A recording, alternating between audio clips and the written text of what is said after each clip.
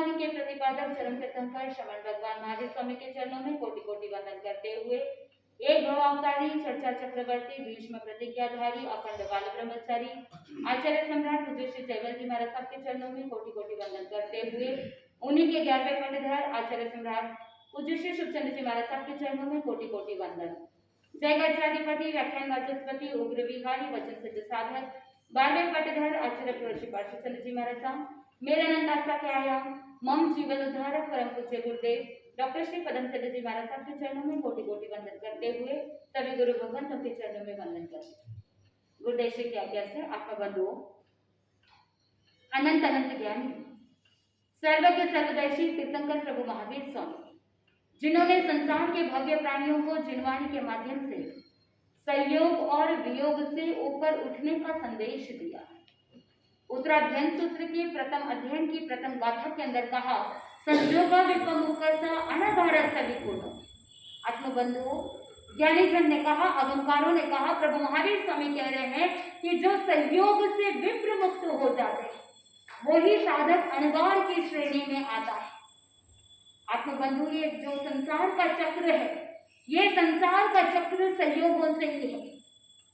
दो प्रकार के संयोग बताए, इष्ट संयोग और अनिष्ट संयोग। इष्ट संयोग जहां पर आपको पसंद है, आप जो चाहते हैं, आपको जो चीज पसंद है, आप जिसके प्रति लगाव रखते हैं, उस चीज की, उस व्यक्ति की प्राप्ति हो जाए तो उसको क्या कहा? इष्ट संयोग। और दूसरी तरफ जिस चीज को आप अच्छा नहीं समझते हैं, जिस चीज को आप पसंद नहीं करते हैं, ऐसी चीज अगर या ऐसा इंसान अगर आपके जीवन में आ जाए तो उसको क्या कहा? अनिष्ट संयोग। Like and dislike. जहां पर इष्ट और अनिष्ट संयोग है वहां पर राग और द्वेष दोनों रहते हैं। जहां पर इष्ट संयोग है वहां पर व्यक्ति के मन में चिंता रहती है, ये मेरी मनपसंद वस्तु है, ये व्यक्ति मुझे बहुत अच्छा लगता है, इस व्यक्ति का मेरे जीवन में कभी वियोग नहीं होना चाहिए। कोई वस्तु आपकी फेवरेट है, आपकी मनपसंद वस्तु अगर आपको प्राप्त है तो वहां पर आपके मन में रहता है, चिंता रहती है उसकी सुरक्षा का।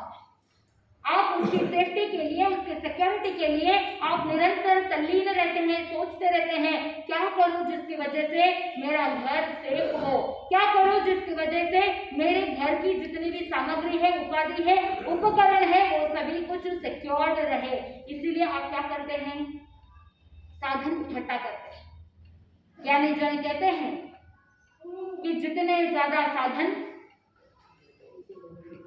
उतने ज्यादा, बोल तो दीजिए। आप सोचते हैं कि जो जीवन के अंदर साधन उपलब्ध हुए हैं उससे आपकी लाइफ इजी हो गई है। आप सोचते हैं कि वॉशिंग मशीन आ गई है तो कपड़े इजीली धुल जाते हैं, तो वहां पर एक काम कम हो गया, टाइम, बोल दीजिए, टाइम बच गया। झाड़ू पोछा करने वाली मिलती नहीं है, लेकिन आज के जमाने में रोबोट्स मिल गए और आप अपने घर में रोबोट रख लिया है ताकि आप क्या कर सको, आपके घर की सफाई हो सके, आपका टाइम, जोर से बोलिए, आपका टाइम बच जाए। पुराने जमाने के अंदर हाथ से बर्तन धोते थे और आज डिश वॉशर आ गया है, आपको डिशेस धोने की जरूरत नहीं पड़ती है। मशीन्स आ गए हैं, आपको काम करने की जरूरत नहीं है, आपका कितना सारा टाइम बच गया। लेकिन उस टाइम का सदुपयोग करना नहीं आया, इसीलिए ये सारा काम मशीनों ने किया है। फिर भी आप कहोगे I am not available, I am busy, मेरे पास टाइम नहीं है, मैं बहुत बिजी। किस चीज में बिजी है? व्हाट्सएप, फेसबुक, ट्विटर, इंस्टाग्राम, न जाने क्या क्या सोशल मीडिया के अंदर दिन भर मोबाइल के अंदर घुसे रहते हैं। ये मोबाइल का आविष्कार हुआ था ताकि आपका काम आसान हो। टेक्नोलॉजी गैजेट्स का आविष्कार इसलिए हुआ था, साधन इतने सारे आपको अवेलेबल हुए ताकि आप जीवन में अनावश्यक टाइम जो वेस्ट हो रहा था उसका क्या करें? बचाएं और टाइम का सदुपयोग करें। लेकिन आपने क्या किया? उसी साधन का मिसयूज किया, उसी साधन को आपने गलत तरीके से उपयोग किया और फिर आप कहोगे कि मैं अवेलेबल नहीं हूँ। चिंतन कीजिए कि अगर अब आप समय रहते इस सेंटेंस को नहीं बदलेंगे, आप हमेशा आप अपने स्टेटस में डालेंगे I am not available, I am busy. आपने अपने बच्चों के लिए भी यही टैगलाइन यूज किया, आई एम नॉट अवेलेबल।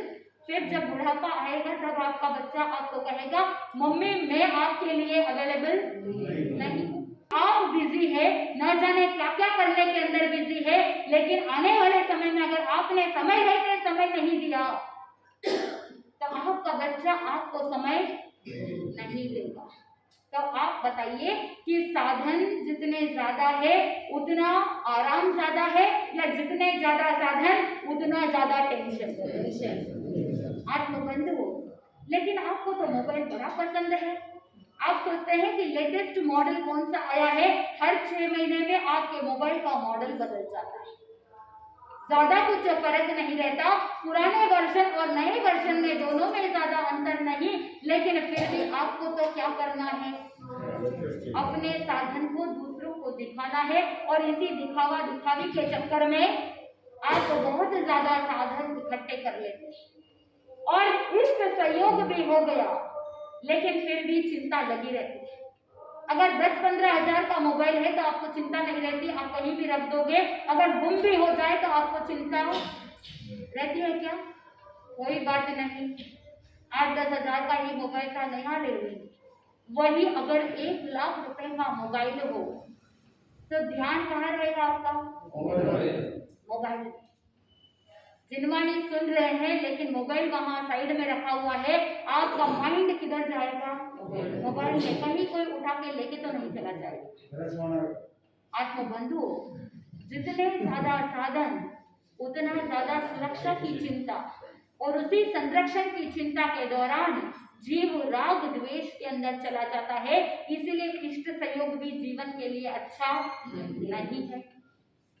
फिर अनिष्ट सहयोग की बात करते हैं। जो चीज आपको पसंद नहीं है, आप नहीं चाहते कि वो चीज आपके साथ रहे, आप नहीं चाहते कि वो अमुक अमुक व्यक्ति जो आपको परेशान करता है, आपका टाइम वेस्ट करता है। कोई कोई ऐसे व्यक्ति होते हैं जो अनावश्यक बोलते रहते हैं, आप उनसे पिंड छुड़ाना चाहते हैं लेकिन फिर भी छूटता नहीं। तो ये जो अनिष्ट संयोग है, वहां पर मन के अंदर द्वेष की भावना है कि इस जीव का, इस व्यक्ति का, इस वस्तु का वियोग हो जाए तो अच्छा है। तो इष्ट संयोग भी आपको परेशान करता है और अनिष्ट संयोग भी आपको परेशान करता है। इसलिए भगवान महावीर स्वामी ने कहा कि दोनों प्रकार के जो ये संयोग है, इस संयोग से विप्र मुक्त होता है जो साधक इन संयोगों से ऊपर उठ करके संयोग वियोग के चक्र से मुक्त हो जाता है, वही साधक आगारी से क्या बन जाता है? अनगारी बन जाता है। वही साधक संयमी बन जाता है, वही साधक अपने इंद्रियों को अपने वश में रख लेता है। आत्मबंधु, पिछले प्रवचनों के अंदर आप सुन रहे थे कि किस तरह से प्रभु महावीर स्वामी का जीव नैसार के भाव में सम्यक रत्न को प्राप्त करते हैं। जीवन के अंदर विकास का क्रम प्रारंभ हुआ था, लेकिन ज्ञानी जन कहते हैं, पूज्य गुरुदेव डॉक्टर श्री पदम चंद्र जी महाराज साहब कहते हैं कि ये जीव अनेकों बार विकास प्रारंभ होने से पहले ही विनाश की तैयारी कर लेता है। आत्मबंधुओं, विकास का क्रम प्रारंभ हुआ था, नैसार के भाव में सम्यक्त्व की प्राप्ति हो गई थी, लेकिन मरीचि के भाव में मद किया, अहंकार किया, इसीलिए वो विकास प्रारंभ था कि उन्होंने विनाश की तैयारी कर ली। आत्मबंधु, आगे के भवों के अंदर कभी देव गति में गए तो कभी तिर्यंच गति में गए, ऐसे भ्रमण करते करते अनेकों असंख्यात भव किए और विश्वभूति के भाव में संयम अंगीकार किया। पुनः विकास का क्रम प्रारंभ हुआ ही था कि वहां पर निदान कर लिया, पुनः विनाश की तैयारी कर ली और त्रिपृष्ठ वासुदेव के भाव के अंदर क्रूरता और क्रोध के कारण अपने आत्मा का पतन कर दिया। आत्मबंधु, जब वासुदेव का देहांत हो जाता है ज्ञानी जन कहते हैं कि वासुदेव और बलदेव दोनों भाइयों के बीच में बहुत घनिष्ठता होती है, बहुत प्रेम की भावना होती है, इतना ज्यादा राग भाव रहता है कि वो वासुदेव के वियोग के बाद बलदेव की स्थिति ऐसी हो जाती है मानो कि विक्षिप्त हो गया है, मूर्छित हो गया है। कितना उठाने के बावजूद, उसे जागृत करने की कोशिश करने के बाद भी वो जागृत नहीं होता। जिस तरह से सोए हुए बालक को जोर जोर से आवाज दे करके जगाते हैं, ठीक उसी प्रकार बलदेव को भी उस मूर्छा अवस्था से जागृत करने की लोगों ने बहुत कोशिश की, लेकिन वो मूर्छित अवस्था के अंदर रहते हुए वो मन की विक्षिप्तता, जो डिप्रेशन के अंदर चला जाता है व्यक्ति, वो बाहर निकलना बहुत मुश्किल हो जाता है। ऐसे करते करते जब वो मूर्छा अवस्था समाप्त हुई, उनके जो वृद्ध लोग थे उन्होंने उपदेश दिया, मोह दूर हुआ, लेकिन अपने भाई वासुदेव के बिना मन नहीं लगता। कहते हैं कि बलदेव अपने भाई वासुदेव को अपने कंधे पर उठा उठा करके घूमता है। वासुदेव का शरीर इतने पुण्य के कारण से अच्छे पुद्गलों का सहयोग होता है, इसीलिए 6 महीने तक उनके शरीर से दुर्गंध नहीं आती। लेकिन वर्तमान के अंदर 5वें आर्य में इतने श्रेष्ठ पुद्गलों को ये जीव जब माँ के गर्भ में आता है तो जीव पुद्गलों को ग्रहण करके शरीर में परिणमन करता है। आहार पर्याप्ति से शरीर पर्याप्ति बनती है, शरीर पुद्गलों को ग्रहण करता है, फिर इंद्रियां बनती है। लेकिन इस पंचम आर्य के अंदर ज्ञानी जन कहते हैं, जब 6 आरों का वर्णन सुनते हैं तो ज्ञानी जन बताते हैं कि सभी गुणों के अंदर क्या आती है? हीनता आती है। मिट्टी के अंदर जो सुगंध होनी चाहिए थी, लेकिन वो सुगंध के अंदर भी कमी आ जाती है। जो वेजिटेशन होता है, जो वनस्पति होती है, जो धन धान्य होते हैं, धान्य के अंदर भी जो टेस्ट होना चाहिए, जो गुण होना चाहिए, वो वर्तमान के अंदर वो गुण, वो टेस्ट नहीं है। काल का प्रभाव है। आत्मबंधु 6 महीने तक शरीर से दुर्गंध नहीं, वो बलदेव कंधे पर उठा उठा करके चलता है, मानो कि वो सुनने को तैयार नहीं कि अपने भाई का वियोग हो गया है। और जब 6 महीने के बाद जब वो तंद्रा टूटती है, बलदेव को शरीर में से दुर्गंध आनी प्रारंभ होती है, वो मूर्छा भाव दूर होता है। उसके बाद वो मोह निद्रा से जागृत होकर के यथार्थता तक पहुंचता है, लेकिन भाई के बिना मन नहीं लगता। 6 महीने के बाद अंतिम संस्कार किए जाते हैं, मन नहीं लग रहा है, इसीलिए घर से बाहर, बाहर से अंदर और इधर उधर भटकता फिरता रहता है। लेकिन वो बलदेव विक्षिप्त अवस्था के अंदर भटक रहा है और ये अचल बलदेव घूमते घूमते आचार्य धर्मघोष की शरण में पहुंचता है और जब धर्म का उपदेश मिलता है तो विरक्ति की भावना जागृत होती है। ज्ञानी जन ने कहा कि जो ये राग भाव है वो ही राग वैराग में कन्वर्ट हो जाता है और वो बलदेव नियम संयम अंगीकार करते हैं, उत्कृष्ट करनी करते हुए, शुद्ध संयम का पालन करते हुए केवल ज्ञान, केवल दर्शन की प्राप्ति करते हैं और सिद्ध बुद्ध और मुक्त हो जाते हैं। वासुदेव जिनके 84 लाख वर्ष का आयुष्य पूर्ण होने के बाद नियमा वासुदेव वहां से मर करके नरक गति में जाते हैं, 7वीं नरक के अंदर गए। वहां से पुनः सिंह के रूप में जन्म लेते हैं और उस सिंह के जन्म के अंदर चिंतन कीजिए, विकास का क्रम प्रारंभ हुआ था नैसार के भव में, जहां पर हरे वृक्षों को काटने का भी प्रत्याख्यान करने वाले, एक इंद्रिय पर भी जीव दया का पालन करने वाले इस सिंह के भव में क्या कर रहा है? अपने आहार में पंचेंद्र का वध कर रहे हैं। और चिंतन कीजिए, ज्ञानी जन ने बताया 10वें कलिक सूत्र के 4थे अध्ययन के अंदर, जो जीवे भी नया नहीं, अजीवे भी नया नहीं, जीवा जीवे आयानंतो कहसो नहीं संजम। आत्मबंधुओं, जो जीव अजीव पुण्य पाप को जानता ही नहीं, जिसके भीतर ज्ञान का प्रकाश भी नहीं है, तो वो कैसे संयम का पालन करेगा? लेकिन ज्ञानी जन ने कहा कि जो जीव अजीव का ज्ञान प्राप्त कर लेगा, जो पुण्य पाप को जान लेगा, वही साधक संयम का पालन कर सकता है।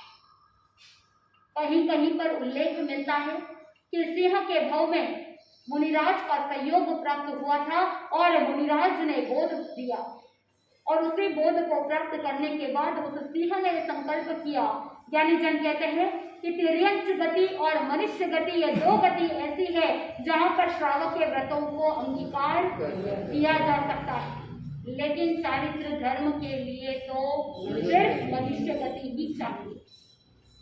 कहीं कहीं पर ऐसा उल्लेख मिलता है कि सिंह ने मांसाहार का त्याग कर दिया, पंचेंद्र की हत्या करने का त्याग कर दिया और साथ में शिकार करने का भी त्याग कर दिया। वो केसरी सिंह वहां से काल करके चौथी नरक के अंदर जाता है। चौथी नरक से वापस निकलते हुए अनेक तिर्यंच और मनुष्य का भव करते हैं और जो 22वां भाव मनुष्य का है उस मनुष्य के भाव के अंदर भी संयम अंगीकार करते हैं और अब निकट में ही उन्हें क्या करना पड़ेगा, तीर्थंकरत्व का नाम कर्म उपार्जन करना होगा। और 22वें भाव के अंदर मनुष्य भाव, और उस मनुष्य भाव के अंदर कहा जाता है कि संयम अंगीकार करते हैं, जीव अजीव का बोध प्राप्त करते हैं, शुद्ध संयम की पालना करते हैं। 23वें भाव के अंदर उनका विकास का क्रम प्रारंभ हो गया। अब पतन नहीं है, अब तो आगे ही आगे बढ़ते जाना है।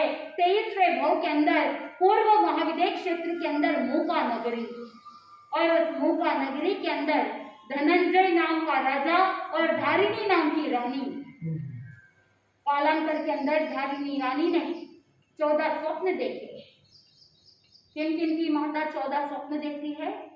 तीर्थंकर की माता और चक्रवर्ती की माता 14 स्वप्न देखती है, और ये 14 स्वप्न महास्वप्न कहलाते हैं। लेकिन अंतर थोड़ा सा ये है कि जो चक्रवर्ती की माता होती है वो जो 14 स्वप्न देखती है वो धुंधले देखती है, ब्लर दिखाई देता है, क्लैरिटी नहीं होती।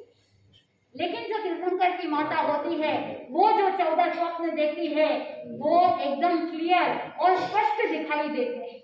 इधर ज्योतिषी को पूछो कि 14 स्वप्न का फल क्या है, तो ज्योतिषी निमित्तज्ञ ने कहा कि ये बहुत पुण्यशाली जीव है, या तो चक्रवर्ती बनेगा या तीर्थंकर बनेगा।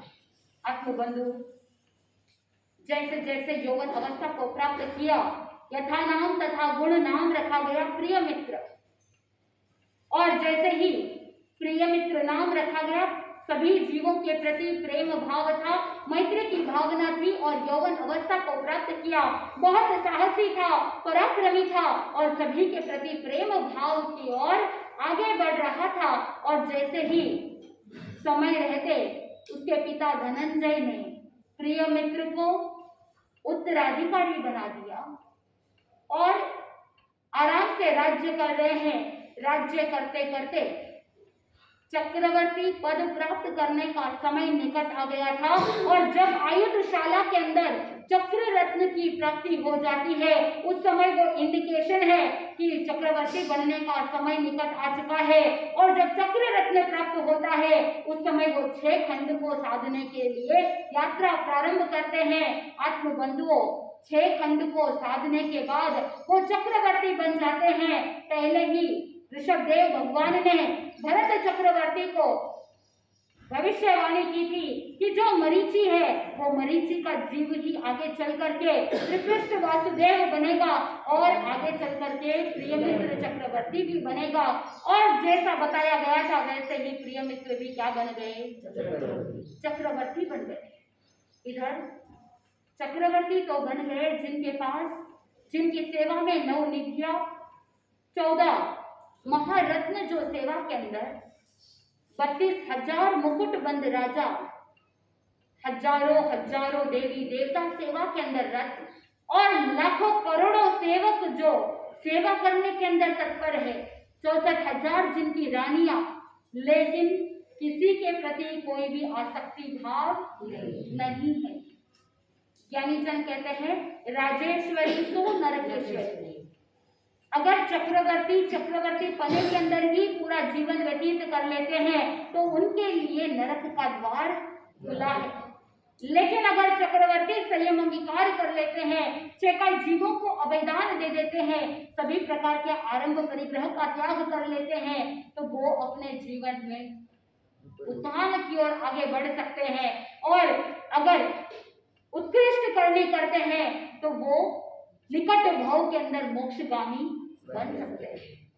प्रिय मित्र, चक्रवर्ती ने भी जब कोटिल आचार्य का पदार्पण हुआ मूका नगरी के बाहर उद्यान के अंदर, वो कोटिल आचार्य के दर्शन वंदन के लिए जाते हैं, पर्योपासना करने के लिए जाते हैं और धर्म उपदेश सुनने के बाद विरक्ति की भावना जागृत हो जाती है। आत्मबंधुओं, जिसने अंतःकरण से जिनवाणी को श्रवण किया, निश्चित रूप से उसका मन धर्म में लग जाता है। आगमकारों ने बताया कि 4 प्रकार के श्रोता होते हैं। सुना प्रिय मित्र चक्रवर्ती ने भी था और सुनते आप भी हैं। ज्ञानी जन ने बताया 4 प्रकार के श्रोता, जिसमें पहले प्रकार का श्रोता होता है दर्पण के समान। दर्पण क्या करता है? आप जैसे हो एज इट इज आपको दिखाई दे देता है, मिरर के समान।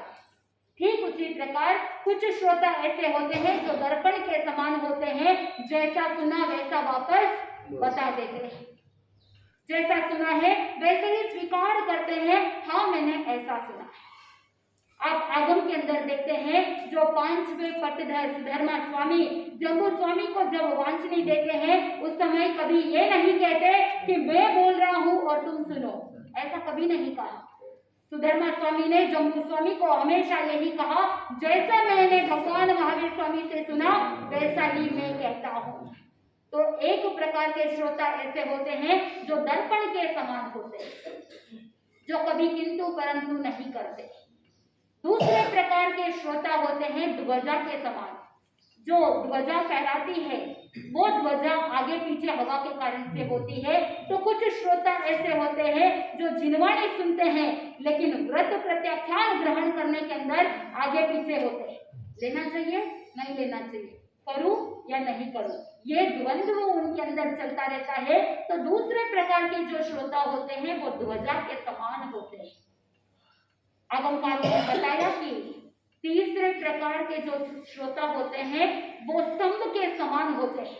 जो पिलर होता है वो क्या करता है? पिलर बहुत स्ट्रांग होता है। ठीक उसी प्रकार तीसरे प्रकार के श्रोता ऐसे जो अपने आग्रह बुद्धि छोड़ते नहीं। ऐसा है तो ऐसा ही है, अपनी जिद को नहीं छोड़ते, अपनी बात को नहीं छोड़ते। आत्मबंधुओं, बहुत से लोगों के मन में है बात की पकड़ होती है और जहां पर पकड़ होती है वहां पर नुकसान होता है। जैसे पूज्य गुरुदेव डॉक्टर श्री पदम चंद्र जी महाराज साहब अनेकों बार उदाहरण बताते हैं कि जैसे एक चील होता है, वल्चर, वो चील जब अपने शिकार को अपने पंजों के पास पकड़ा हुआ है तो आकाश के अंदर उड़ रहा है, उसके पंजों में क्या पकड़ा हुआ है? शिकार पकड़ा हुआ है, उसका आहार पकड़ा हुआ है, वो पकड़ है उसके पास। इसीलिए दूसरे जो भी पक्षियां होती है, दूसरे जो भी चील होते हैं, वो उस चील के ऊपर क्या करेंगे? आक्रमण करेंगे। और आक्रमण करते करते जब उस चील की पकड़ छूट जाती है, पंजे ढीले हो जाते हैं और वो शिकार नीचे गिर जाता है, उसके बाद क्या दूसरे कोई पक्षी उसके ऊपर आक्रमण करेंगे? नहीं करेंगे। आक्रमण क्यों हुआ? क्योंकि पकड़। चिंतन कीजिए, ये एक छोटा सा उदाहरण, लेकिन ये आपके जीवन के लिए बहुत बड़ी शिक्षा देने वाला है कि जहां पर पकड़ होती है, चाहे वस्तु की पकड़ हो या चाहे अपनी बात की पकड़ हो, घर के अंदर तनाव का माहौल क्यों हो जाता है? क्योंकि व्यक्ति अपनी ही बात को पकड़ करके बैठ जाते हैं कि मैं जो बोल रही हूँ, मैं जो कह रहा हूँ वही सही है। सामने वाले का ओपिनियन क्या है, सामने वाला क्या सोचता है, सामने वाला क्या बोल रहा है, उसका कहने का तात्पर्य क्या है, उसके कहने की अपेक्षा क्या है, इसके बारे में नहीं चिंतन किया। सुनने के लिए बहुत सुन लिया, लेकिन अभी तक जीवन में वो अनेकांतवाद का सिद्धांत अंदर से प्रकट नहीं हुआ।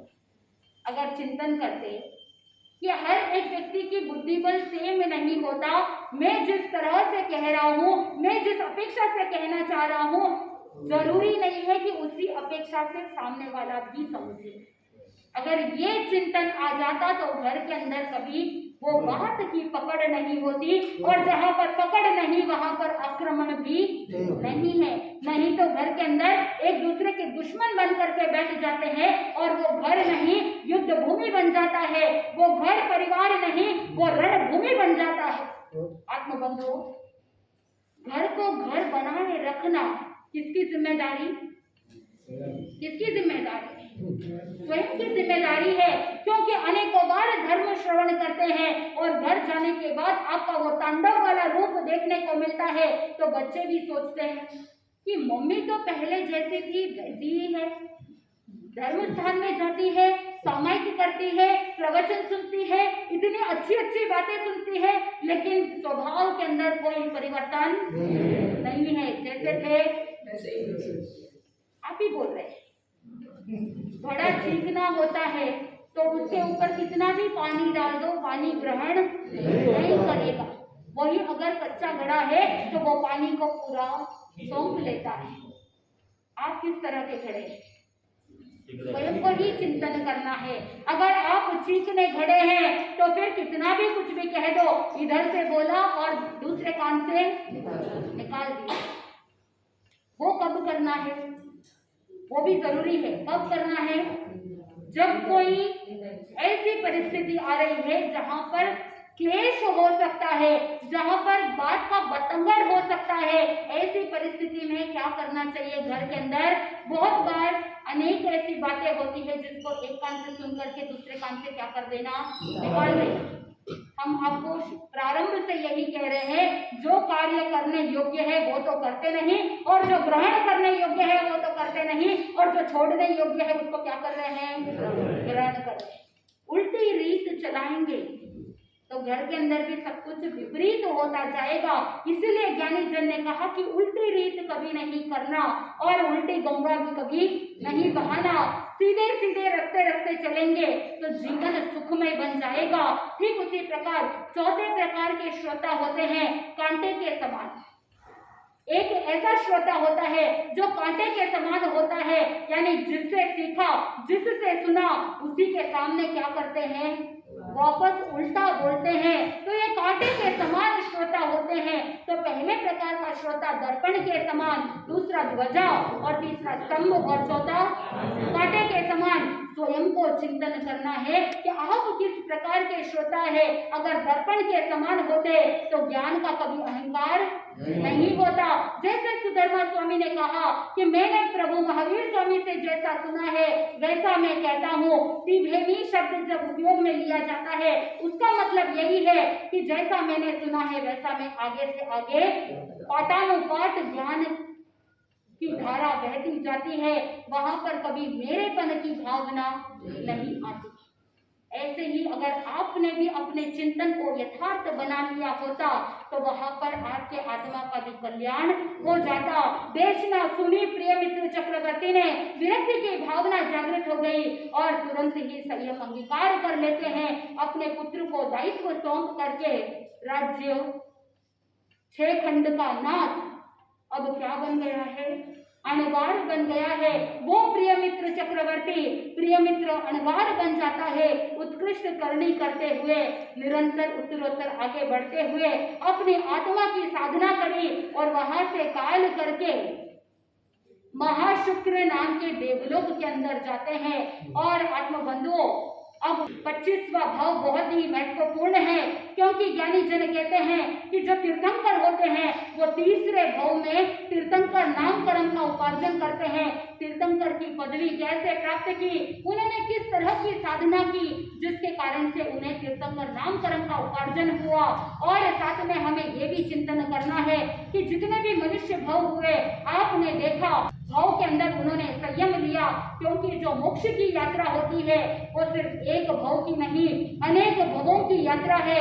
भाव भाव में बार बार संयम अंगीकार करना पड़ता है, और संयम अंगीकार करते करते, साधना करते करते कर्मों को हल्का करना पड़ता है। प्रिय मित्र, अणगार ने भी अपने कर्मों का भार जाकर किया, हल्का कर दिया। तो 25वें भाव में हम आगे जैसे जैसे समय की अनुकूलता होगी, अगले प्रवचन के अंदर आप सुनेंगे कि वो नंदन जो राजकुमार होता है वो नंदन मुनि कैसे बनते हैं, कैसे 20 गोलों की आराधना करते हैं और तीर्थंकर पद के लिए तैयारी करते हैं।